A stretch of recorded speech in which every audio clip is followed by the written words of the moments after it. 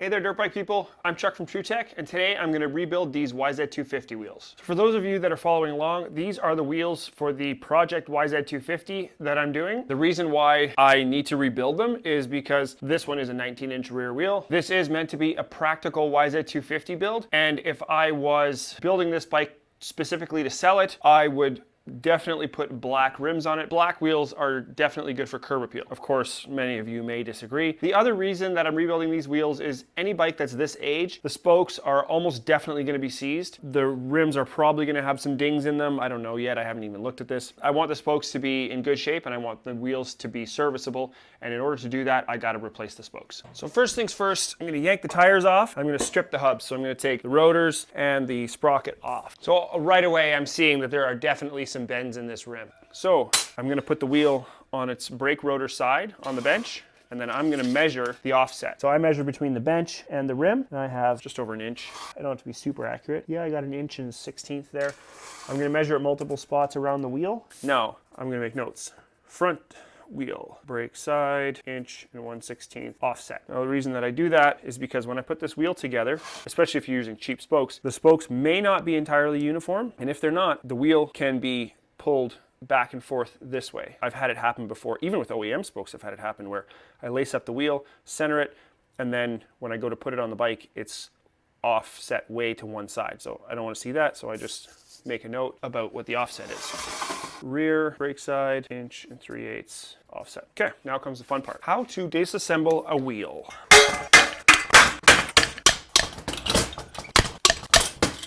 Keep a garbage can handy. So now that I've got this wheel halfway torn apart, this is a good time to talk about some concepts. A big part of the kind of intimidation of rebuilding a wheel has to do with not understanding how the spokes are put together. How I used to look at it, I was like, I'd look at a wheel and I go, whoa, there's like tons of spokes and they're just kind of all over the place. How do I organize those in my brain? Well, there are potentially 4 types of spokes in every wheel. In most wheels, there are actually only 2 different kinds of spokes. So if you look at this, this looks a lot simpler than that mess over there. And if you break it down, we have patterns here, here, here. And each pattern has an inner spoke and an outer spoke. Inner spokes, outer spokes. Now, if you look at this wheel and you think about it in that way, I find it gets way simpler. Every pair of spokes is arranged in a pattern. All these patterns are the same on this side and all these patterns are the same on this side. In some wheels you have a different spoke length on each side, so that can complicate things a little bit, but it's all inners and outers. Inner, outer. Now I'm going to finish ripping this thing apart and then we'll go to the next concept. Now a little bit of thinking, and you may have figured this out already, if you have potentially 4 different types of spokes, it stands to reason that there are 4 different types of holes in a wheel. 1, 2, 3, 4. Each of these holes is pointed in a different direction. This hole is facing that way and that way, so it's angled like this. Pretty easy to figure out which spoke goes in there. This one pointed towards me and to my right. Okay, so it's pointing this way and back. Also, very easy to figure out which spoke goes in which hole. So once you have an understanding of the different types of spokes that are involved and the different types of holes that are involved, you're well on the way to understanding what it takes to do a good job rebuilding a wheel. Now, here's another thing that I want to mention. So if you're not very confident about what you're doing and how to orient the spokes, simply leave a pattern like this. This is an easy way of making sure that you can get your spokes back in the correct way when you're starting to put the wheel back together. Ow! Oh, careful. These spokes come flying out of there.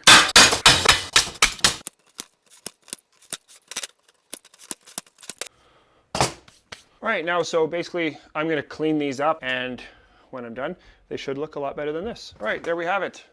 1 and 2. Now, I was really debating what to do with these hubs. Have these powder coated or, make them match the rest of the bike. I got my graphics kit here already and stuff. There's 20 other people across platforms making the best possible build that money can buy, and that is not what this is. This is a practical build. And if this was a bike that I'm specifically building for myself, I would not be making the hubs super fancy. Something that I also debated about was putting these junky wheels on it. These wheels were about $100 American on Rocky Mountain. Going up to even a decent wheel, like something like an Excel or a DID, was roughly $300 for just the hoop. For most guys, these wheels are going to be just fine. And I've always wondered about the branding, like Warp 9, a wheel company, and usually they are kind of warped. It's usually a bit of a challenge to get these things trued up nicely.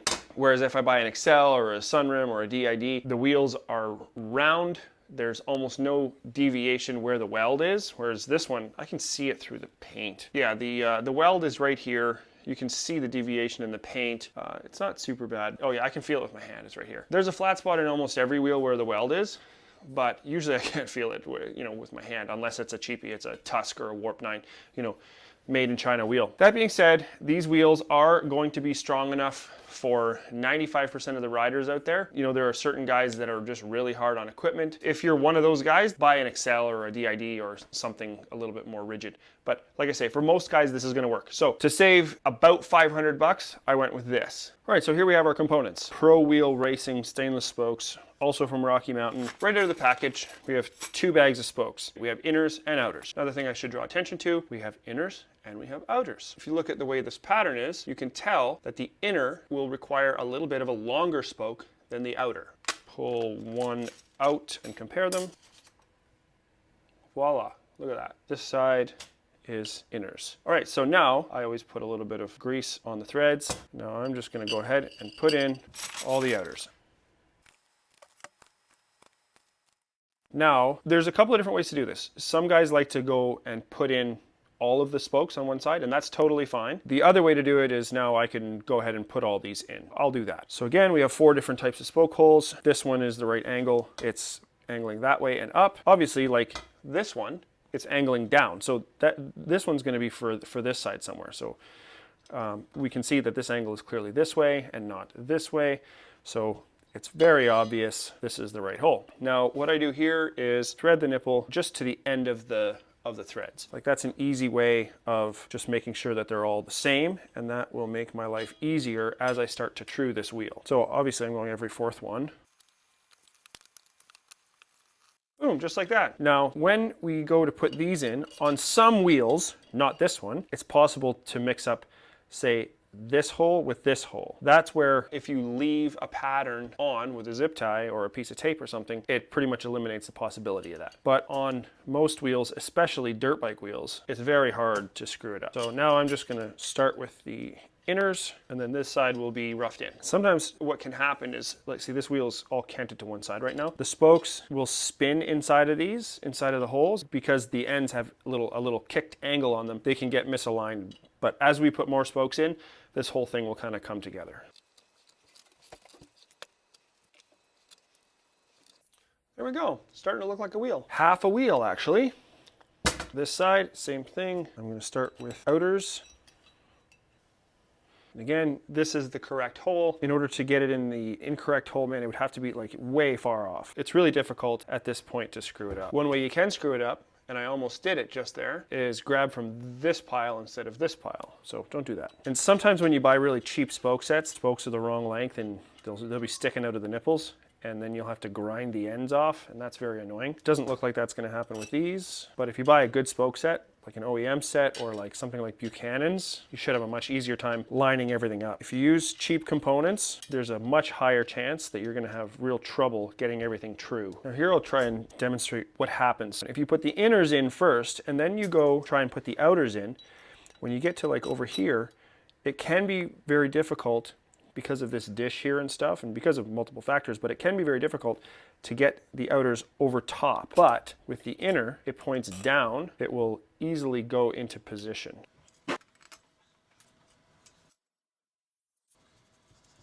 Voila! Our wheel is roughed in. Moving right along, I'm gonna do the front. All right, great. So these spokes are a little bit too big for the holes. They don't fit. All that means is that I'm gonna have to drill out these holes a little bit. It's more common than you might expect. Okay, I got 175 thou. So this way, the drill can't really fit in there, so we're gonna go this way.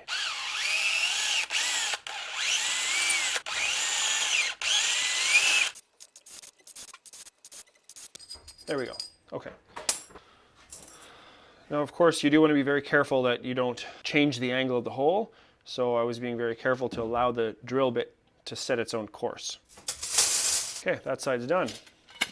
Voila. So at this point, we're gonna start to tighten up the spokes, start the truing process, and start getting towards the point where we have a finished wheel. Most guys at this stage plop the wheel on a truing stand, but I imagine if you're watching this, you may not have a truing stand. And for years, I didn't have a truing stand, and I employed a very simple method of getting the wheel true. Take your axle, put an axle spacer on it, clamp it in the vise. Voila, truing stand. Now, you can't really see very well what's going on with the wheel, so I'm going to use a dial indicator, but I don't actually use the indicator. All I'm doing is making a reference, and I have a steel bench top. Back in the day when I had a wooden bench top, I just stuck it onto the vise. But if you have a wooden bench, you can just screw something to it. The point is that you have a point of reference. So here's my setup. You can see that the wheel is moving closer to it and further away. So we're setting the hop this way, and the dish this way. Now if you look at it this way, you can see the wheel move up and watch it move down. Spoke sizes are really specific, so you want to get exactly the right spoke wrench for your specific spokes. Usually first I do the dish. Okay, so there's a high spot. Basically, all I'm going to do is adjust the spokes on the bottom. I'm going to tighten them up. I'm just going to tighten them up by hand. I'm going to do 4 or 5 of them, and then I'll spin again and see. Okay, it's high there. Okay, so I'm going to tighten them up a little bit more. And immediately, the ones next to the one that I tighten get loose. Kind of snug those up, and we'll see. Okay, now this is the low spot. So I'm going to go to the spokes that are on the top, and I'm going to tighten those a little bit. So you can see we're already making decent headway there. There's a bit of a low spot right there. So this is getting way better. That is getting as close as I want it for the moment. I'm looking on top, and I know you can't see that very well, but there's a bit of a high spot right here. So now, instead of working on the top spokes or the bottom spokes, oh, that one's loose, I'm going to just snug it. I'm going to work on all of the spokes in this area. So you can see there's a bit of hop there.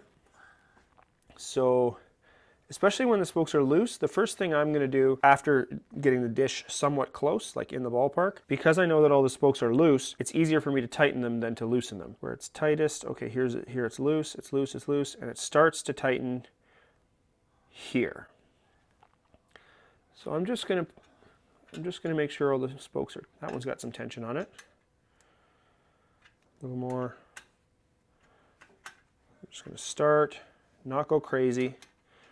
You gotta be progressive. So I know that there's a high spot between these, kind of this area here. That's the area that I'm gonna work on, bringing the spokes in a little bit tighter. Okay, so this area has now gotten smaller, so I'm going to tighten up the area that is the worst.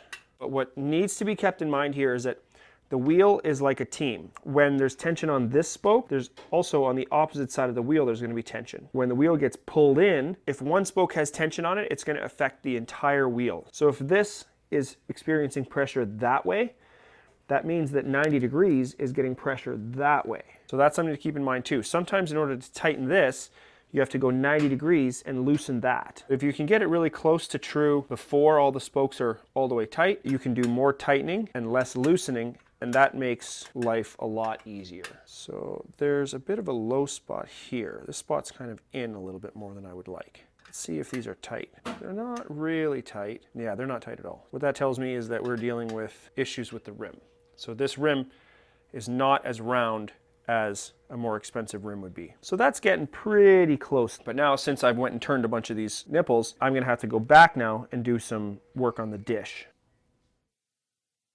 So it's actually really close. For a dirt wheel, this is like, man, that's really good. You can see that there is a little bit of wobbling back and forth, but that is so close that I'm gonna go now and tighten up all of the spokes so that they're about the same tension, and then I can do my final true. So when it comes time to do a final true, you can use a hole in the rim, or, well, this one has 2 holes, so that gets kind of confusing. I just put a bit of paint marker, and that's my reference. First of all, I'm just gonna go around and make them all finger tight, because I know that at this point we're getting pretty close to having a good true wheel. Now I'm going to put a little bit of tension on all of them, and that's going to depend on whether there's tension on them already. So this one had a bit of tension on it, but this one didn't. I'm just gonna make it so the tension is close on all of them. Now what you might be thinking, and if you are, you're right, the wheel was pretty darn close to true, but some spokes were tighter than others. So how does a spoke torque wrench work? And if that's what you're thinking, you're absolutely right. I don't own a spoke torque wrench. I think they're kind of silly because unless you're working with a perfectly true, perfectly round manufactured rim, you're going to have some spokes that need to be tighter than others to account for the imperfection of the rim. And especially as wheels age and are subject to abuse, you're not going to be able to torque them the same amount and still have a true wheel. I'd rather have a true wheel than a wheel with torqued spokes. Looking at my dish, it's pretty close. There is a bit of a low spot here. So I'm gonna work on the top spokes. Just try and pull that up a little. Oh, I think I went too much. Yep, definitely went too much. Just back those off a little bit. I'm gonna tighten up the bottom ones just a little. Now I've got a high spot here.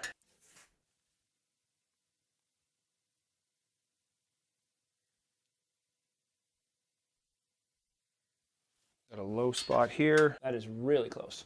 Okay, now I'm going to look at the hop. Man, the hop is really close as well. So I'm going to go back to my paint mark here, and then I'm going to go with a little more tension. And I'm not skipping spokes. I'm not, doing every third one. I don't know, that's all silliness as far as I'm concerned. Truing a wheel is not rocket surgery. There are a few concepts to understand, and once you understand them, and have a bit of experience, then it's no problem. So I'm getting close to a final tension here, something that I'm comfortable with. What you also want to keep in mind, especially if you're doing this for customers, I tell all my customers, if I build a wheel for a customer, that the first time they go and ride it, about 20 minutes in, they need to go and check their spokes. And then at the end of the ride, they also need to check their spokes. Usually, having the thing banged around and vibrated all over on the trail, some spokes are going to come loose. And that's normal. It should be expected. Okay, I'm very happy with that. I'm actually quite impressed. Okay, now I'm going to do one final check. Just go and tighten things up. Okay. Voila. So here's my truing stand. This is a home-built truing stand that I did not even build. I got this stand for free. Rob Lang gave it to me. Rob Lang of Lang's Off-Road. So if you're in Canada and you have an off-road bike, even in the States, Lang's Off-Road has excellent inventory. Almost anything that you can think of for your off-road bike, they have it. Okay, so basically everything I'm gonna say is the same as it was before. You're looking for a reference point here, so I'm just gonna set up my dial indicator. I'm gonna spin my wheel. I'm watching it exactly like I did before. I mean, that's pretty straightforward. As I do this one, I'll speed it up, and that way you guys don't get bored.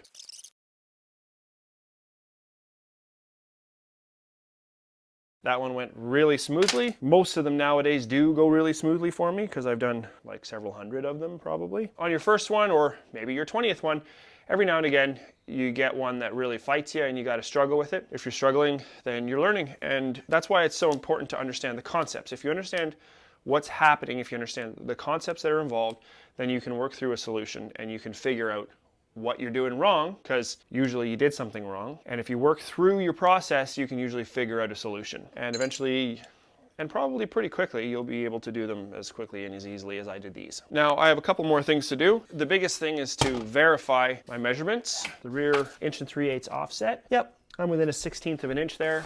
Most of the time, you're gonna find that. That's why I waited till the end to check it, because it's quite rare that you have one that's off more than, say, 1/8 of an inch. Front was 1 1/16. Yeah, I'm 1 1/8. Yep, bang on. If the spokes are decent, then you'll get that. Now, something else to check. This one is perfectly fine. The spokes are not protruding out of the nipples. If they are, then you need to grind the spokes down and make sure that there are no sharp edges here, because that can cause popped tubes. Well, there we have it. I've built the wheels. I'm gonna install the rotors, but you guys don't need to watch that. And then I'm gonna put some new tires on it, and then I'm gonna go to bed. It's Sunday, and I worked in the shop most of the day. I had a good time. I'm really looking forward to getting the engine together. The seals and the gaskets should be here this week for the engine. So as soon as I have that, putting the engine together, I'll film that, but that'll be really quick.